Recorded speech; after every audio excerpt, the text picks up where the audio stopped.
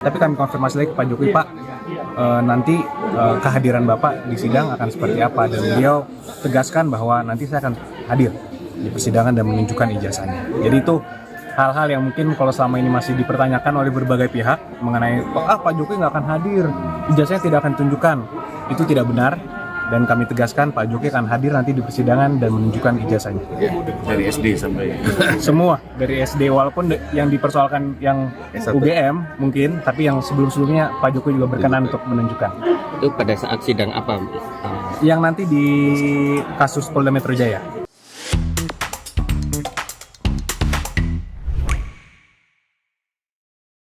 Jadi jelas ya, dari pernyataan kuasa hukum Pak Jokowi, Yaakob Hasibuan, bahwa Pak Jokowi akan datang ke persidangan dan akan menunjukkan ijazahnya. Bukan hanya S1, tetapi sebelumnya juga SMA, SMP, SD gitu. Dan ini sejalan dengan yang pernah disinggung oleh Pak Suhadi Ya. di forum Seruput Kopi ini, Ya, Pak ya. Dan ya, Pak sama. Suhadi mengatakan berkali-kali soal Ya. itu. Selamat datang ke Cokro, Pak. Ya, selamat datang. Kita perlu membahas ini, Pak. Ya. Ini penting karena kan dari teaser yang kita tonton beberapa di awal tadi kan itu tegas ya sikap Pak Jokowi. Ya. Dan ini menarik kalau kita kaitkan dengan pernyataan Pak JK dan kuasa hukumnya ya, yang menuntut supaya Pak Jokowi tunjukkan dong ijazahnya. Kalau ditunjukkan nanti selesai persoalan ini, kegaduhan ini selesai. Jadi seakan-akan Pak Jokowi lah penyebab dari kegaduhan ini. Ya. Sementara Pak Suhadi waktu itu bilang harusnya Pak JK dan kuasa hukumnya itu yang dipertanyakan itu Roy Suryo, Betul. para penuduh Ya, ya. yang harus membuktikan. Kok malah Pak Jokowi yang dijadikan sasaran tembak gitu. Jadi ini menarik untuk kita bahas nih karena Pak Yaakob Hasibuan itu jelas menegaskan bahwa Pak Jokowi akan gaspol gitu. Nah, ini menarik, Pak. Terus kemudian dikaitkan lagi dengan sikap Roy Suryo CS dan kuasa hukumnya, Refli Harun gitu ya, yang pengen supaya kasus ini dihentikan. Terus tapi mereka nggak mau RJ gitu. Jadi nggak mau RJ. Nah, tapi di saat yang nggak terlalu lama sebelumnya Refli bilang Pak Jokowi itu jahat sekali karena sudah membiarkan publik itu terpecah belah karena tidak mau menunjukkan ijazahnya gitu. Jadi ini sesuatu yang narasi yang berkembang semacam itu gitu. Pak Suhadi gimana melihatnya ini? Pertama dari soal pernyataan Pak Yaakob tadi. Jadi terkait menyangkut masalah Pak Jokowi akan datang ke persidangan, sebelumnya kita pernah bahas di sini. Ya. Karena belum lama juga saya habis ketemu dengan Pak Jokowi dengan teman-teman relawan. Dan dia juga menegaskan hal yang sama nih, ya. Bahwa pada kala itu dia katakan kepada saya ya karena saya duduk berhadapan-hadapan dengan yang bersangkutan ya dengan beliau. Dia katakan bahwa dia akan datang ke persidangan. Satu. Terus yang kedua, dia akan menunjukkan ijazahnya ya. Sama nih. Baik itu SD, SMP, SMA maupun S1-nya yang dipermasalahkan ini ya. Dan pernyataan itu bukan kepada saya aja ternyata ya. Kepada semua relawan yang datang ke sana, termasuk juga saya dengar juga dari Pradi Bersatu. Kemarin juga Bang Rasman juga menyatakan hal yang seperti itu. Kan belum lama diterima juga beliau kan ke sana. Sama akan datang dan akan menunjukkan ijazah. Bukan hanya S1, tapi juga semua ijazah yang dimiliki oleh Pak Jokowi nanti akan dihadapkan di persidangan gitu ya. Nah, kenapa Pak Jokowi datang? Begini, dalam hukum acara ini juga biar ada pemahaman daripada banyak orang ya. Kalau yang namanya pelapor itu wajib hukumnya harus datang, wajib. Jadi bukan boleh datang, boleh enggak bisa. Harus datang ya. Karena kalau enggak berarti perkara itu enggak bisa dilanjutkan. Ya. Karena kan dia sebagai saksi pelapor. Ya, saksi yang melaporkan persoalan ini ya. Jadi dia harus datang, dia harus memberikan penjelasan. Nah, apalagi ditegaskan lagi kan? Iya, saya akan datang. Memang harus datang gitu ya. Walaupun Pak Jokowi katakan dia akan datang, memang dia harus datang. Pak Jokowi harus datang. Karena itulah mekanisme persidangan yang berlaku di dalam hukum acara pidana. Ya, sekali lagi kalau Pak Jokowi nggak datang ini juga bahaya. Jadi kalau dibilang orang nggak mau datang dan sebagainya dicurigai, ya saya pertanyakan pengacara itu, ya, karena sepertinya nggak ngerti hukum acara gitu kan.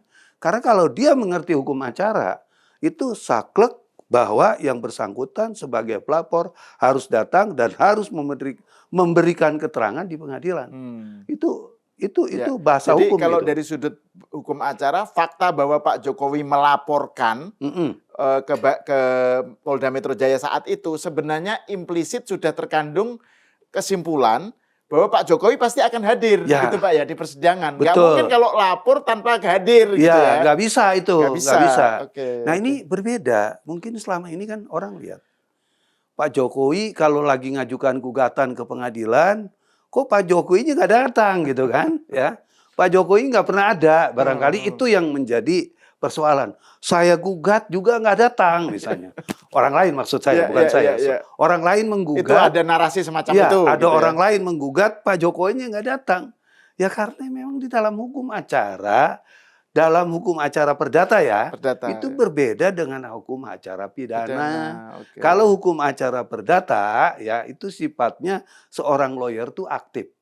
Ya, aktif mewakili kepada kepentingan klien. Oke. Tapi berbeda dengan kasus pidana. Walaupun aktif, tapi punya kewajiban si pelapor itu juga harus hadir dan menerangkan persoalan-persoalan apa yang dilaporkan, persoalannya apa, terus keadaan-keadaan hukumnya juga bagaimana. Itu harus dijelaskan di depan persidangan gitu. Nah, kalau Pak Jokowi datang, berarti kan sekarang orang akan mempertanyakan, benar gak dia akan menunjukkan ijazah? Kalau menurut saya 1000%, 1.000.000%, bahkan 1.000.000.000% akan datang. Karena ini momen yang paling akan ditunggu. datang dan menunjukkan ijazah. Gitu, karena ini momen yang paling ditunggu oleh Pak Jokowi. Walaupun sebetulnya waktu gelar perkara itu sudah ditunjukkan. Bahkan ya begitu ditunjukkan waktu digelar perkara di Polda Metro, kan ada yang insaf. Ada yang sadar diri kan, wah ini saya salah ini berarti ya nuduh-nuduh Pak Jokowi itu ya, karena dia insaf, dia sadar, dia minta maaf. Kan itu tindakan yang benar kan gitu kan ya. Betul. Nah kalau dikatakan bahwa Pak Jokowi akan menunjukkan, saya katakan sekali lagi 1.000.000%, 1.000.000.000% itu akan ditunjukkan oleh Pak Jokowi karena saya udah bilang itu adalah momen buat Pak Jokowi untuk menunjukkan ijazah yang memang dimilikinya itu, gitu. Nah Pak, kalau dari segi momentum Pak ya, kan ini pernyataan Pak Yaakob Hasibuan ini kan baru-baru ini aja kan, setelah beliau ketemu Pak Jokowi di Solo kan, di rumah Pak Jokowi. Nah itu kan seperti menjawab, kesannya kan seperti diarahkan untuk menjawab gugatan Pak Yusuf Kalla dan lawyernya untuk Pak Jokowi nunjukkanlah sekarang supaya kegaduhan ini selesai gitu. Dan juga seperti juga menjawab tadi itu tuduhan Refli Harun itu dengan mengatakan Pak Jokowi jahat itu loh. Itu karena Pak Jokowi nggak nunjukkan ijazah itu disebut jahat. Gimana menurut Pak? Makanya tadi saya udah bilang, ini kan hukum pidana. Kalau yang namanya hukum pidana itu kan nggak bisa seperti itu. Karena kalau cuma ditunjukkan, sementara itu nanti nggak mempunyai nilai dan nggak punya ending daripada yang ditunjukkan itu apa hasilnya, buat apa? Kan gitu dong. Betul, karena endingnya itu ada di pengadilan negeri. Betul. Karena pengadilan negeri nanti mempunyai kuasa yang sangat besar untuk menentukan ijazah ini asli atau palsu. Itu pengadilan yang punya kewenangan itu gitu kan. Loh kalau di depan orang-orang banyak kan nanti jadi tertawan aja. Pak Jokowi kok baru nunjukin sekarang. Wah, kok enggak dari kemarin. Wah, serius. Dan tidak menjamin akan tidak gaduh lagi. Betul. Gitu Pak ya. Kan bukan hanya enggak menjamin, enggak ada kepastian hukumnya. Iya dong. Kalau ditunjukkan, ini ijazahnya seperti tempo hari orang di MK ini ijazah saya gitu kan. Emang buat Pak Jokowi terus kemudian ada happy ending di dalam persoalan ini? Enggak ada. Sedangkan Pak Jokowi menginginkan dengan tuduhan yang ada ini, apa yang dilakukan nanti di depan persidangan itu akan mengakhiri semua polemik berkaitan dengan masalah ijazah. Ya, kalau memang udah demikian nanti, apa yang dihasilkan?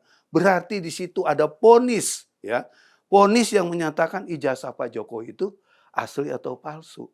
Ya, tentunya dengan mengkaitkan ya peran-peran orang yang selama ini menuduh. Ya. Bagaimana untuk membuktikan ijazah itu asli dan palsu? Ya berarti orang yang menuduh kalau itu asli ya berarti yang menuduh itu kena pasal-pasal tentang tindak pidana. Baik itu apakah pencemaran nama baik, penistaan, pasal pengeditan dan lain sebagainya.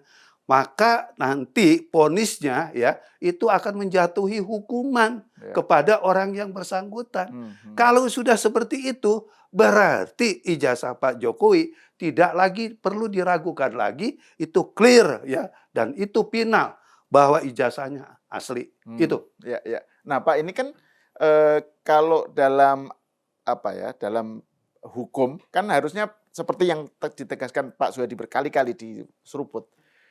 Harusnya yang membuktikan itu adalah penuduh, gitu kan Pak. Nah ini kan misalnya kuasa hukumnya Pak Yusuf Kalla atau Refli Harun, kan ini mereka kan tahu tentang hukum Pak ya. Kenapa tidak memakai patokan itu bahwa yang harus membuktikan itu yang menuduh, artinya Roy Suryo CS, tapi kok malah mereka menuntut supaya Pak Jokowi yang membuktikan. Itu dan udah gitu pakai kata jahat lagi. karena menurut mereka, menurut JK dan lawyernya, terus menurut Refli Harun, penyebab dari kegaduhan ini justru Pak Jokowi menurut mereka gitu. Padahal kan ya harusnya kenapa nggak diarahkan ke Roy Suryo untuk diminta pembuktiannya? Gimana Pak menurut Pak? Jadi gini, kalau saya lihatnya gini ya. Kalau saya katakan dia nggak mengerti hukum, gelarnya udah profesor, ya. Kalau saya katakan mengerti hukum kok seperti nggak mengerti hukum, ya. Ini kan parameter berpikir seperti ini kan seperti kayak orang pinbo, ya. Pinter-pinter bodoh. Pin-pin bu. Ya, karena kenapa saya katakan seperti itu? Ya ini kan saya udah bilang dalam hukum pidana ini hal yang paling dasar. Siapa yang menuduh dia harus membuktikan. Itu paling dasar kok gitu kan. Itu nggak ada lagi parameter berpikir yang lain kecuali kata-kata seperti itu. Dia yang harus membuktikan. Makanya pada waktu Pak JK mengatakan tunjukin dong ijazahnya. Kan nanti jadi selesai dan lain sebagainya. Ya tidak sesederhana itu. Makanya saya katakan juga waktu itu kan, pada waktu podcast di sini, ya bukan seperti itu cara berpikirnya. Cara berpikirnya JK, Refli Harun, harusnya itu menanyakan kepada Roy Suryo. Mana buktinya ijazah Pak Jokowi itu palsu. Bukannya dibalik. Pak Jokowi harus menunjukkan ijazah aslinya. Ya itu salah gitu kan. Ya, dan ingat ini bukan kasus lagi bermain drama.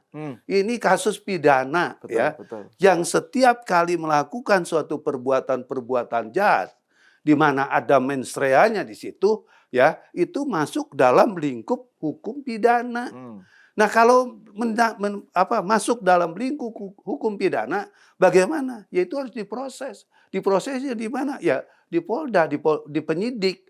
Nah ini kan sudah dilakukan. Jadi kalau misalnya parameter seperti yang saya katakan tadi, ukurannya Pak Jokowi dong yang menunjukkan apa kewajiban Pak Jokowi? Nggak ada. Nggak ada kewajiban Pak Jokowi menunjukkan ijazah di dalam konteks ini.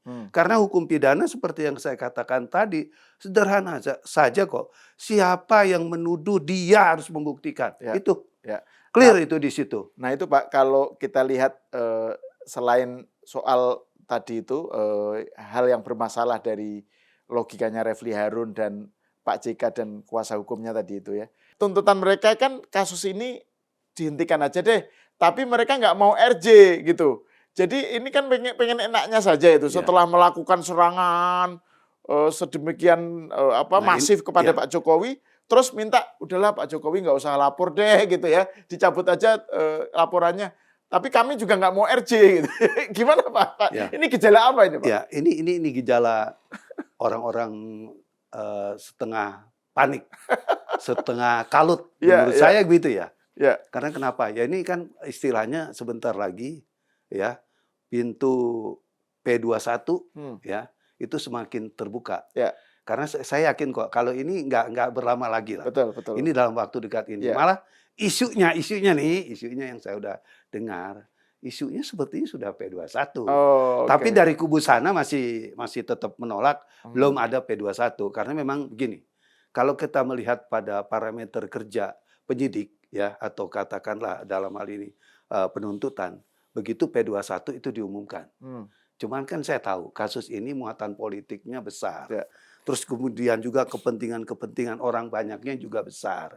Terus kepentingan nanti tarik menariknya ini juga besar.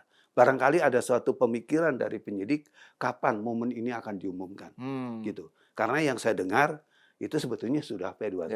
Ya. Tapi kan dari pihak sana dikatakan belum gitu. Cuma saya juga nggak berani mengatakan memang sudah P21, belum berani. Oke. Karena kan kewenangan menyatakan P21 itu ada di tangan penyidik ya atau di tangan kejaksaan. Ya. Nah, terkait menyangkut masalah berkaitan masalah ya hentikan aja dong dan lain sebagainya. Gini. Ini tadi saya udah katakan ini ruangnya atau ini ada di wilayah kerja hukum pidana ya. Kalau ada di wilayah kerja hukum pidana, berarti perkara yang namanya harus diselesaikan, dihentikan. Itu bukan berarti kemudian Pak Jokowi mencabut, kemudian itu selesai. Enggak juga di dalam kasus ini. Okay. Ini kan kasus sudah heboh nih, udah rame. Ya. Kecuali kasusnya sepi-sepi aja, ya kan yang dengerin coba 5-6 orang. Ini jutaan orang ya itu mendengarkan. Dan sudah sekian bulan gitu kan. Kalau nanti Pak Jokowi mencabut ini misalnya ya karena sikap empatinya kepada orang-orang banyak ya. Kemudian dicabut. Banyaknya yang kecewa. Bahkan mungkin banyak orang yang sangat kecewa. Ya. Bahkan juga nanti Pak Jokowi dituduh. Pak Jokowi takut tuh. Kalau diajukan ke persidangan, jangan-jangan memang ijazahnya palsu. Dan ini nanti akan menjadi narasi mereka gitu loh. Akan menjadi kilas balik untuk menyerang Pak Jokowi lagi. Jadi ini jebakan Batman juga ini jebakan Pak ya? Batman lagi. Itu yang pertama. Terus yang kedua, yang namanya di dalam hukum pidana, perkara itu bisa maju dan tidak, kan dua alat bukti. Ya, ukurannya alat bukti gitu kan. Alat buktinya ada enggak? Gitu kan, ya. Ini jangan dianggap main sirkus nih, ya kan? Begitu selesai loncat-loncat, ya terbang-terbangan, terus selesai gitu, nggak bisa. Ini harus ada jenjang berikutnya. Begitu selesai di sini, harus langsung ke kejaksaan. Kejaksaan kemudian dilakukan pelimpahan berkas untuk disidangkan. Alurnya seperti itu dan harus ada putusan. Jadi nggak bisa kemudian dihentikan aja. Karena ini kan kepentingannya orang banyak dan lain sebagainya. Orang banyak yang mana?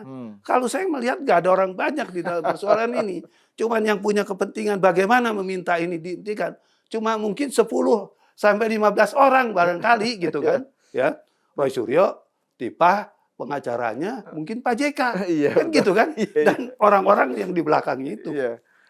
Nah kalau kita melihat keadaan seperti ini, ya, jangan terjebak dengan narasi hal-hal yang sifatnya itu nggak mendidik, nggak membangun. Karena kalau dicabut atau dihentikan atau apalah bentuknya perkara ini nggak berjalan, yang paling dirugikan itu adalah Pak Jokowi. Gitu. Ya.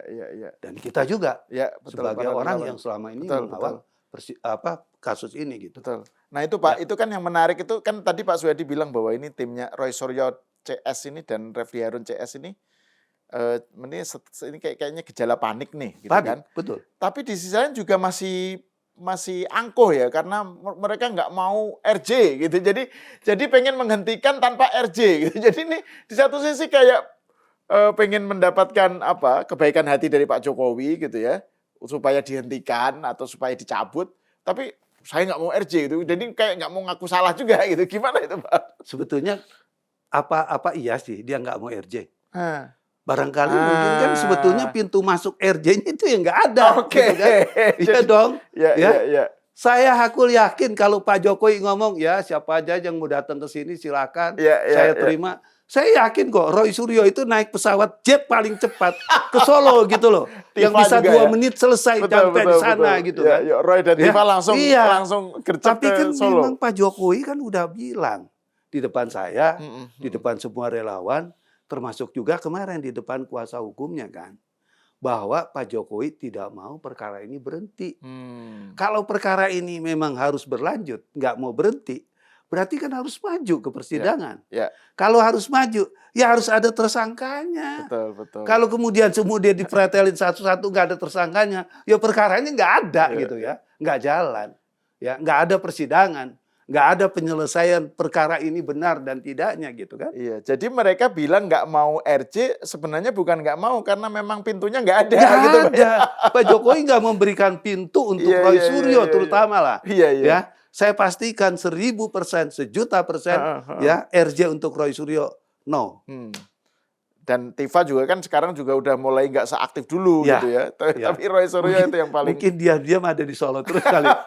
Kapan Pak Jokowi kasih pintu masuk gitu kan? Iya, Ya. iya. Siapa tahu tiba-tiba Pak Jokowi berubah terus Tifa dapat gitu ya.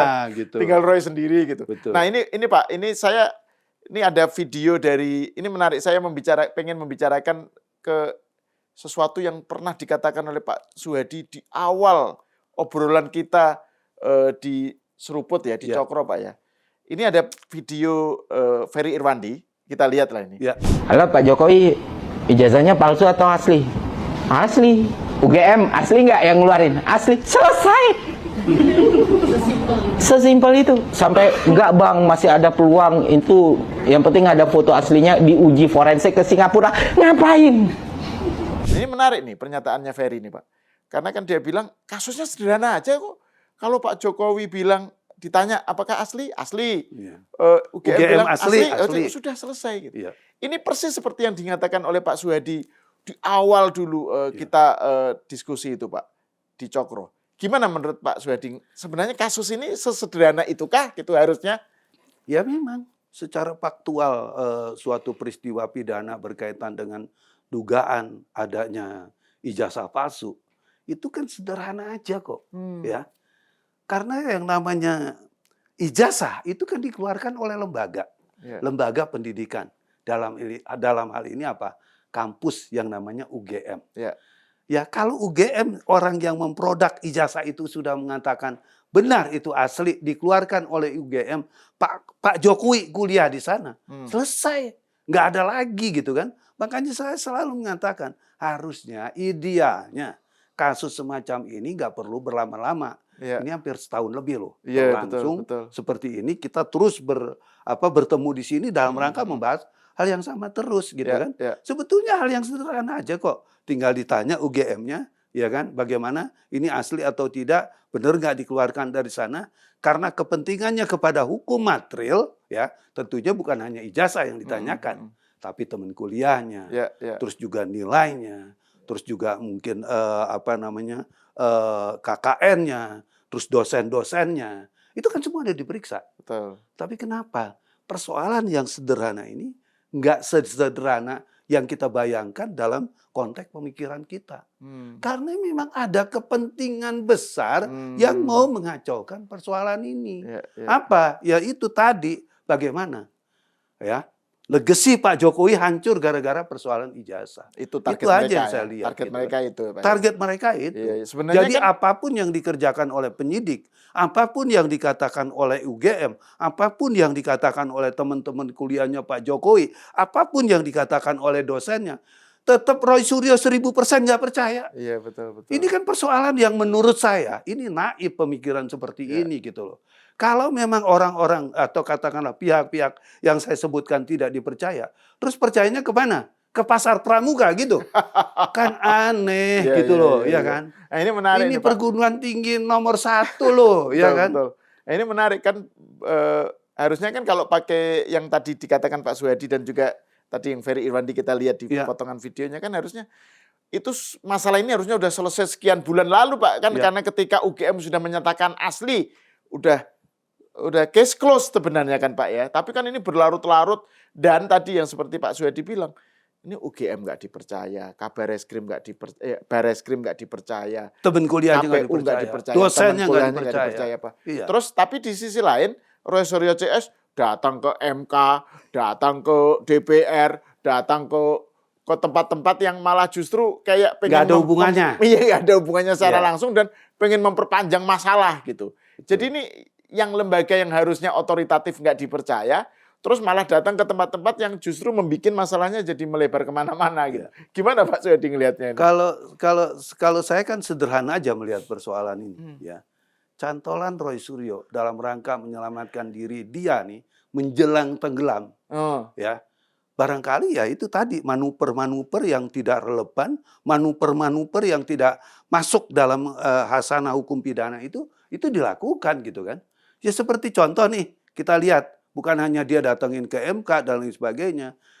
Tiba-tiba nih ada beberapa jenderal datang ya kan katanya akan menggugat ijazahnya Pak Jokowi dengan panduan ya gugatan itu berdasarkan citizen lawsuit ya gitu kan. Ya kita kan harusnya ngerti, apalagi itu jenderal berpendidikan tinggi berbintang ya harusnya ditanyakan dong dengan pengacara-pengacara. Kalau saya melakukan gugatan ini ke pengadilan berdasarkan tadi ya peradilan citizen lawsuit itu dibenarkan nggak gitu kan? Saya itu sederhana aja kok menjawabnya. Tidak. Karena kenapa? Peranti berkaitan dengan masalah pelanggaran yang ada di dalam hukum acara pidana yang dilakukan oleh penyidik, panduannya adalah pra-peradilan. Kenapa itu dia nggak pernah melakukan gitu kan? Malah yang saya dengar sekarang nih, ya nanti katanya kalau ini P21 saya akan ajukan pra-peradilan gitu. Oh, itunya mereka begitu sekarang. sekarang. Iya katanya, tapi ini kan baru rumor gitu kan. Makanya nanti menarik kita akan bahas kalau memang itu ada pra-peradilan seperti itu gitu kan. Kalau sudah P21 terus kemudian mereka pra-peradilan gitu. Padahal sebenarnya kalau sekarang pun harusnya mereka silakan ruang gitu ya. Iya, gini, ruang pra-peradilan. Kapan ruang pra-peradilan itu terbuka? Pada saat ya orang itu ditetapkan tersangka atau perkaranya sudah naik kepada penyidikan, di mana dilihat dari hasil proses penyidikan ini ada penyimpangan, ada kesalahan yang dilakukan oleh penyidik, ya itu bisa dibawa ke pra-peradilan. Kan harusnya bisa dilakukan dong kalau memang ada. Makanya dengan dia tidak berani mengajukan pra-peradilan, berarti secara hukum nih, ya. Penyidik sudah bekerja secara benar.